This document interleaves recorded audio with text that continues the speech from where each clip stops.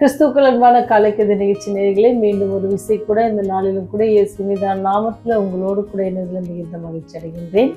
இந்த நாள் உங்களுக்கு இனிய நாளாக இருக்கு. இயேசுவின் நாமத்தில் வாழ்த்துதல் கூறுகிறேன். இன்னைக்கு நமக்கு வருகிற வாக்குத்தத்தத்தின் செய்தி சங்கீதம் 92ஆம் அதிகாரம் 12வது வசனம். நீதிமான் பனையை போல் செழித்து லீபோனில் உள்ள கேதர்வை போல வளருவான் அப்படின்னு சொல்லி சொல்லப்படுது. ஒரு பெரிய புயலின் மத்தியில் இருக்கும் பனை மரத்தை பார்த்துருக்கிறீங்களா? அது பார்த்தீங்க அப்படின்னு சொன்னால் காற்று வேகமாக அடிக்கும் பொழுது அதுவும் என்ன செய்யும், அப்படியே தள்ளி ஆடி ஆடி இருக்கும். ரொம்ப வேகமாக அடிச்சிச்சு அப்படின்னு சொன்னால் என்ன செய்யும் அப்படின்னு சொன்னால் தரையை கூட என்ன செய்யுமா, அப்படியே தொற்றும். ஆனால் என்ன செய்யாது, ஒழிந்து விழாது. அது புயலின் அழுத்தத்திற்கு வளைந்து கொடுத்து பனை மரமானது உண்மையிலேயே இன்னும் அதிக பலமுள்ளதாக இருக்கிறது. இந்த காரியத்தை கேட்டால் நமக்கு ஆச்சரியமா இருக்கணும். அவ்வளோ பெரிய காற்றுல என்ன செஞ்சது, உடஞ்சி போகாது. நீதிமான் பழைய போல செழித்து வளருவான் என்று தேவன் சொல்லியிருக்கிறார் என்றால் அவருக்கு தெரியும் அவனுடைய வாழ்க்கையிலோ நீதிமானுடைய வாழ்க்கையிலோ என்ன இருக்கு, புயல் போன்ற துன்பங்கள், புயல் போன்ற கஷ்டங்கள் எல்லாமே இருக்கு.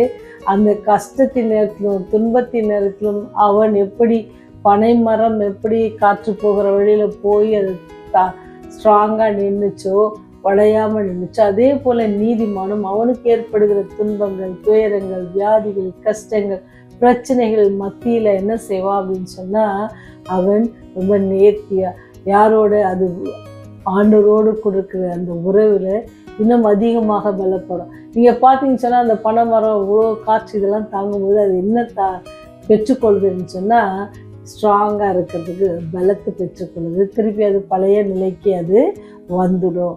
அதே போல தான் நீங்களும் நானும் கூட அப்பேற்பட்ட ஒரு வாழ்க்கையை தேவன் எடுத்து பார்க்கிறார். அதனால தான் அவர் சொல்கிறார், நீதிமான் பனையை போல செழிப்பான். ஏன்னு சொன்னால் அவன் வாழ்க்கையில் அநேக கஷ்டங்கள் வந்தாலும் அதில் அவன் சோர்ந்து போகாமல் செழித்து வளருவான்.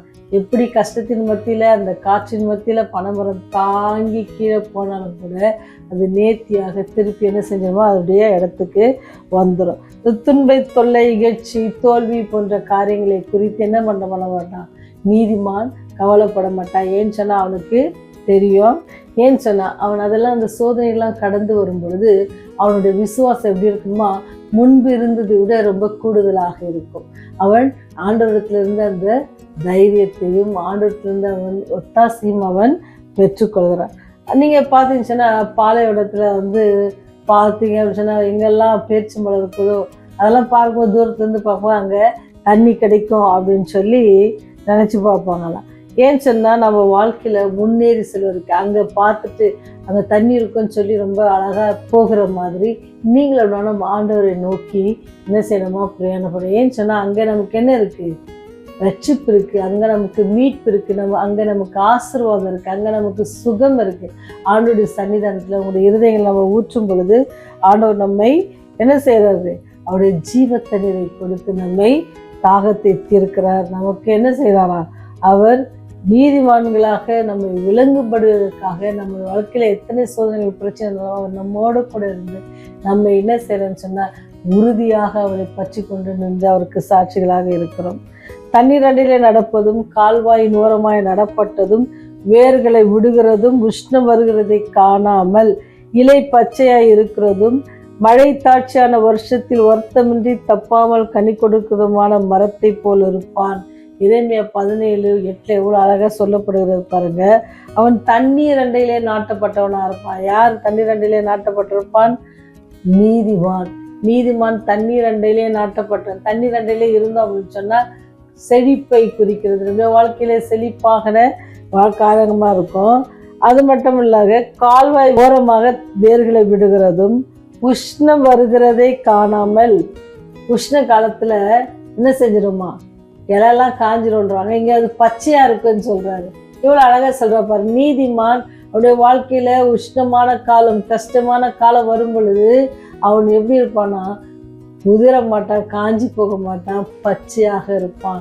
அப்படின்னா ரொம்ப ஆண்டவர் சொல்கிறாரு, ஆண்டவர் அவனோடு கூட இருக்கிறார், அவனோடு இருந்தவனை ஆசீர்வதிக்கிறார். மழை தாட்சியான வருஷத்தில் மழையே இல்லையா, எங்கே பயிர் வளம், எங்கே நாங்கள் வாழ்க்கை நடத்த போகிறோம் அப்படின்னு சொல்லுவீங்க. ஆனால் இங்கே சொல்கிறாரு, பச்சையாக இருக்கிறது மாத்திர மழைத்தாட்சியான வருஷத்தில் வருத்தமின்றி தப்பாமல் கனி கொடுக்கிற மரத்தை கொடுப்பான். எல்லா இடத்துலையும் பஞ்சம் எல்லாம் வந்தாலும் கூட தப்பாமல் கனி கொடுக்கிற ஒரு வாழ்க்கை.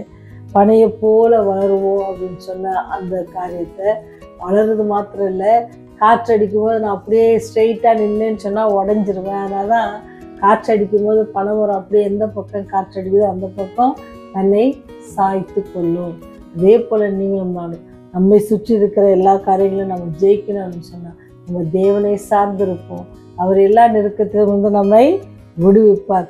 ஏன்னு சொன்னால் அவர் வாக்கு கொடுத்திருக்கிறார், நீதிமான் பனையை போல செழிப்பான்னு சொல்லி. நீங்களும் நானும் அந்த நீதிமான வரிசையில் இருக்கிறோமா அப்படின்னு சொல்லி இன்னைக்கு கேட்டு இதில் நம்ம குறைவுபட்டவளாக இருப்போம்னு சொன்னால் நாம் என்ன செய்வோம்? தவறுகளை விட்டு ஆண்டவருடைய சன்னிதானம் நம்மை ஒப்பு கொடுப்போம். ஜெபம் செய்வோம். நீதிமான் என்னென்னு படையை போல் செழிப்பான் என்ற வாக்குத்தத்தத்துக்காக நன்றி ஆண்டவரே. எங்களுடைய பாவங்கள், குற்றங்கள், குறைகள் நாங்கள் நினைவு கூறுகிறோம். ஒரு விசை கூட பாதத்தில் அறிக்கையிடுகிறோம். சுவாமி தேவா, எங்களை மன்னித்து எங்களை ஆசீர்வதிங்க ராஜா.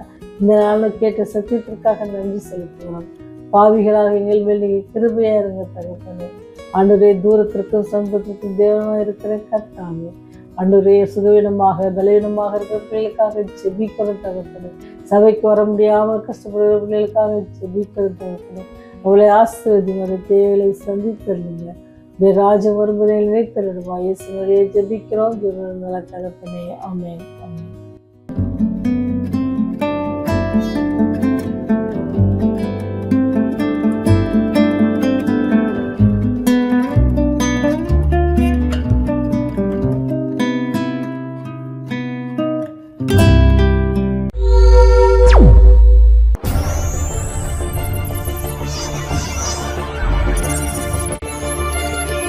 நீங்கள் பார்த்துக் கொண்டிருப்பது உங்கள் ரிவைவல் டிவி.